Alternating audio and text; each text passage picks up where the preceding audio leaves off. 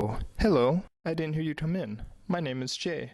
I was just harvesting some Senzu beans from my garden. Jay, did you say Senzu beans? That's my brother John. This Senzu bean will give him mystical wisdom. Here, John, catch.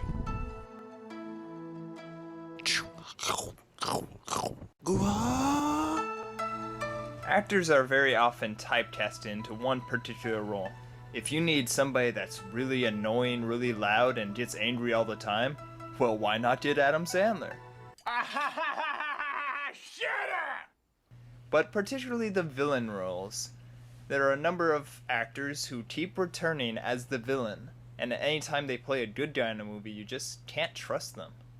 I was getting typecast. I was doing the same kind of film, more or less the same kind of part, always the heavy and song, with very few variations on it. They just fit that certain type. And so today we're going to do a typecasting question for villains. Which villains are always typecasted? And just as everyone knows, battles were always settled between friends and stuff back in the day in the GoldenEye arena. That is how it's going to be done today as well. Video Armageddon. So just as the best rounds of GoldenEye were always done with 4 players, we will be handing out 4 awards since there's only 4 controller slots here.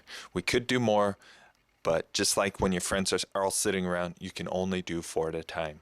Sorry, wait in line. Along with these awards comes an honorary pass to the Senzu Bean Garden. Give it here! Give it! So congratulations to our winners. Our first winner of the day is Mr. Bean himself, Sean Bean. Your Highness is most kind.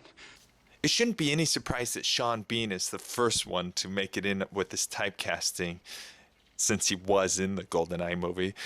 You know, James, I was always better. Sean Bean plays the villain that always seems to die by the end of the movie. Even when he's a good guy, like in Lord of the Rings, he's going to die. I actually think Sean Bean writes it out in every contract that he has. I'll be in this movie, but if I am, you must kill me. And then sometimes when you get killed off, and they say, I wish we had to kill you off because you're a really good character. Now, Sean Bean always does a good job of adding some dignity to his role, but unfortunately, because he dies so often, he automatically receives the Shortest Innings Award. The next player to our typecasting party would be Alan Rickman. And I'm not playing the villain. I'm just playing somebody who wants certain things in life, has made certain choices, and goes after them. Alan Rickman tends to play the comedic villain. And call off Christmas. It's not so much that it was written to the character that I want the guy from Quigley Down Under. I want him to be a bad guy and funny. Oh, by the way, you're fired. No, it's Alan Rickman that throws that into it and makes him a great villain actor. Nice suit. That's why Alan Rickman wins the AC-10 award. What you probably didn't know is that the AC-10 award stands for Always Comedic 10 Award. I mean, what else could it stand for? Next. And now for our next villain actor, we have Ed Harris.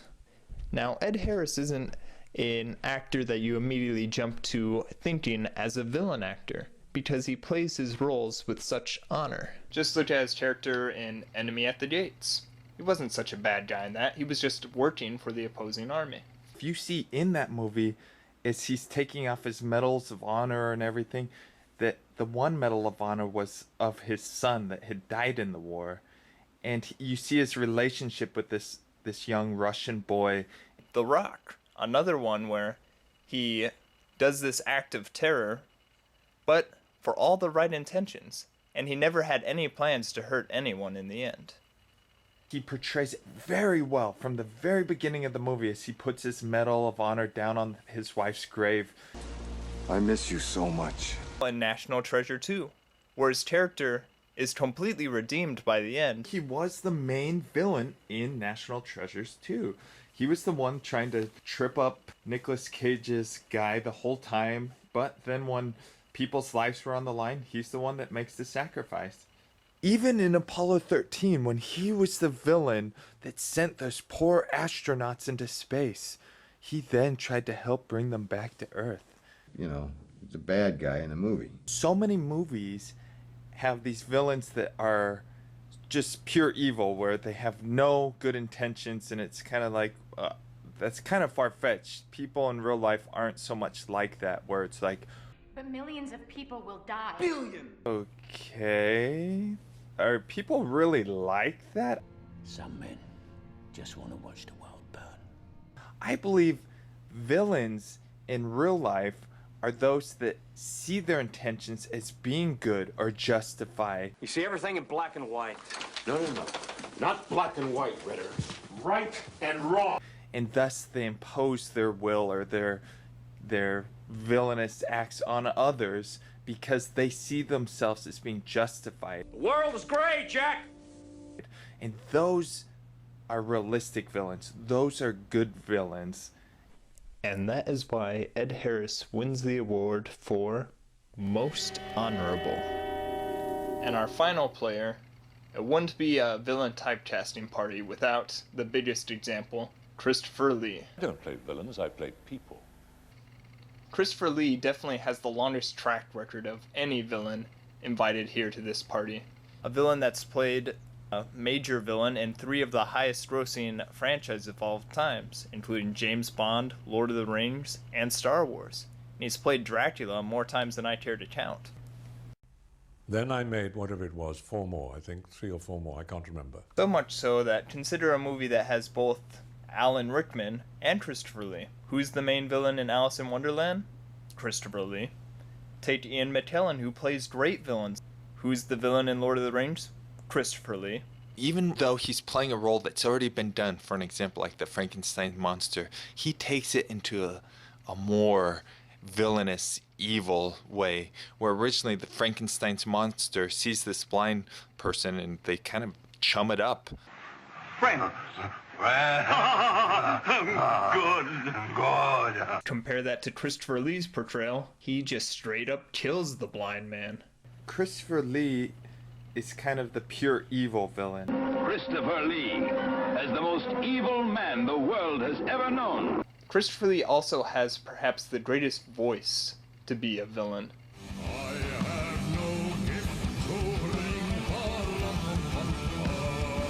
But as good as his voice is, some of his most iconic roles as a villain, he hardly says anything at all.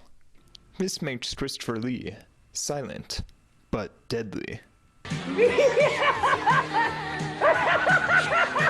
He's the villain that other villains try to be. And so for that, he definitely wins the Most Deadly award. So the question then arises, which of the 4 would actually win in a round of GoldenEye?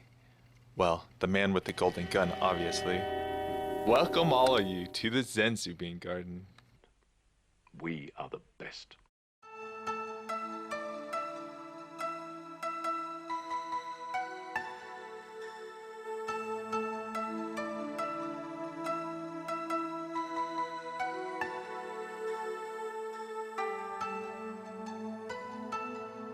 Till the next bean is ready, I'm Jay.